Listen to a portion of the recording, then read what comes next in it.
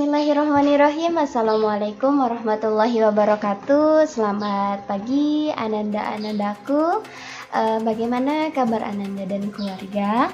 Mudah-mudahan Ananda dan keluarga sehat selalu, dimudahkan segala urusannya dan dilancarkan rezekinya. Amin amin ya Allah ya rabbal alamin. Oke, untuk hari ini Ibu akan melanjutkan kembali materi yang kemarin, masih terkait dengan menelusuri peradaban awal di Kepulauan Indonesia dengan subbab sebelum mengenal tulisan dan terbentuknya Kepulauan Indonesia. Dan subbab kecilnya adalah konsep perubahan dan keberlanjutan dalam sejarah. Oke, ikutin terus ya. Nah, ini dia konsep perubahan dalam sejarah. Menurut Heraklitus Pentarei, artinya tidak ada yang tidak berubah, semuanya mengalir. Masyarakat sewaktu-waktu bergerak dan berubah. Artinya dari waktu ke waktu pasti peristiwa itu mengalami perubahan. Nah, perubahan ini dapat diartikan sebagai segala aspek kehidupan yang terus bergerak seiring dengan perjalanan kehidupan masyarakat. Wertheim menuliskan history is a continuity and change. Sejarah adalah peristiwa yang berkesinambungan dan perubahan. Artinya saling berkaitan dan dari waktu ke waktu pasti akan mengalami yang namanya perubahan. Tidak mungkin peristiwanya akan sama. Itu yang disebut dengan konsep perubahan. Nah, selanjutnya selain konsep perubahan, di sini juga ada konsep keberlanjutan dalam sejarah. Kehidupan manusia saat ini merupakan mata rantai dari kehidupan masa lampau atau masa lalu, sekarang dan masa mendatang atau masa depan. Setiap peristiwa tidak bisa berdiri sendiri dan tidak terpisah dari peristiwa yang lain. Itu yang disebut dengan berkesinambungan. Makanya sejarah itu pasti memiliki konsep keberlanjutan. Menurut sejarawan, ilmu sejarah dapat diibaratkan sebagai penglihatan terhadap 3 dimensi, yaitu penglihatan ke masa silam atau masa lalu, masa lampau, masa sekarang, hari ini, dan juga masa depan. Artinya, belajar sejarah itu sudah Ibu singgung minggu kemarin, yaitu memang selain mempelajari masa lampau, juga untuk masa sekarang dan juga masa depan. Makanya sejarah memiliki konsep keberlanjutan. Menurut sejarawan Kuntowijoyo, sehubungan dengan konsep waktu dalam ilmu sejarah, menurut Kuntowijoyo meliputi perkembangan, keberlanjutan, atau kesinambungan, pengulangan, dan perubahan.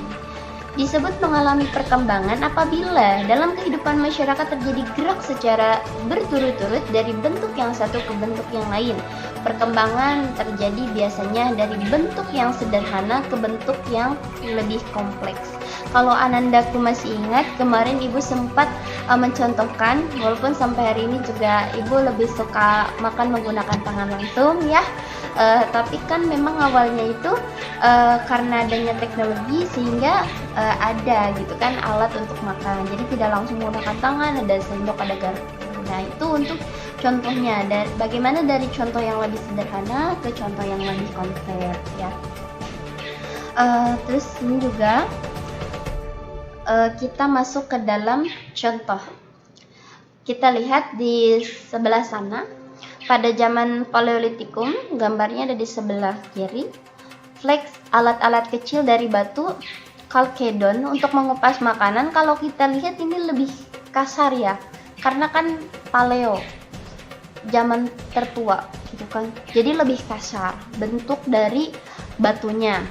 Terus zaman Mesolitikum atau zaman tengah sudah mulai agak halus gitu kan, dimana pebble atau kapak pendek ini cara pembuatan juga sudah lebih halus.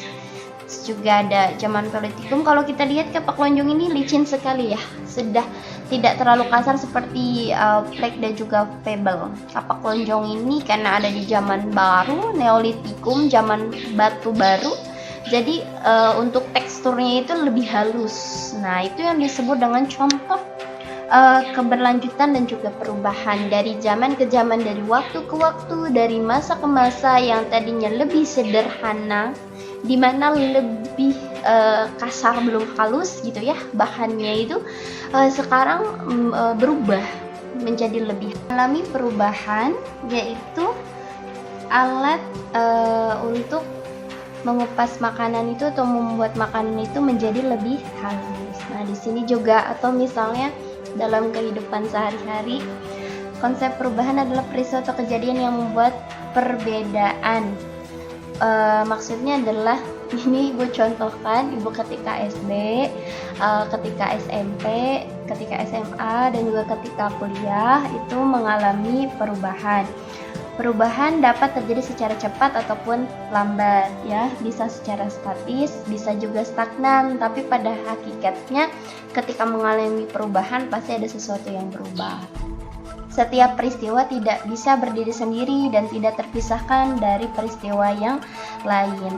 Nah, misalnya ini ibu tidak langsung masuk SMA, pasti ibu SMP dulu. Ibu tidak SMP dulu, pasti ibu SD dulu, gitu kan.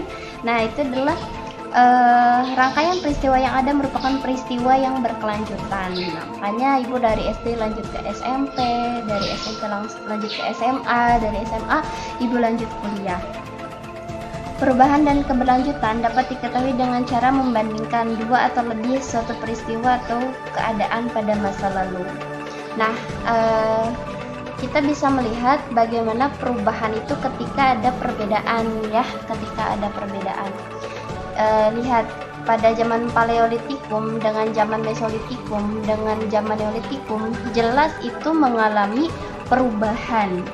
Nah, ternyata kan bisa diketahui ketika kita membandingkan dua atau lebih suatu peristiwa atau keadaan pada masa lalu. Ketika kita sudah bisa membandingkan dan ternyata ada perbedaan, maka memang ada yang namanya perubahan dan keberlanjutan dalam peristiwa tersebut, gitu kan. Pun dari zaman praaksara ke zaman Hindu-Buddha, ke zaman Islam, ke zaman kolonialisme dan imperialisme, kita lihat bagaimana memang ada perubahan dan juga perkembangan pada zaman-zaman tersebut. Pun tadi dalam kehidupan sehari-hari yang ibu alami, memang ibu secara pribadi untuk pasti kita semua termasuk anandaku mengalami yang namanya perubahan, ya. Alhamdulillah materi konsep perubahan dan juga keberlanjutan dalam sejarah itu sudah selesai. Nah, kita tidak bisa mengingkari bahwasannya memang ada konsep perubahan dan juga keberlanjutan, dan antara peristiwa yang satu dengan peristiwa yang lain itu saling berkaitan, makanya sejarah disebut dengan berkesinambungan. Terima kasih matur suwun hatur nuhun atas perhatiannya ananda-anandaku. Mudah-mudahan materi ini dapat bermanfaat. Mohon maaf atas segala kesalahan dan kekurangan ketika penyampaian yang datangnya dari ibu, gitu kan. Mohon dibukakan pintu maaf ananda-anandaku. Terima kasih atas perhatiannya. Sampai jumpa di materi selanjutnya. Matur suwun. Assalamualaikum warahmatullahi wabarakatuh.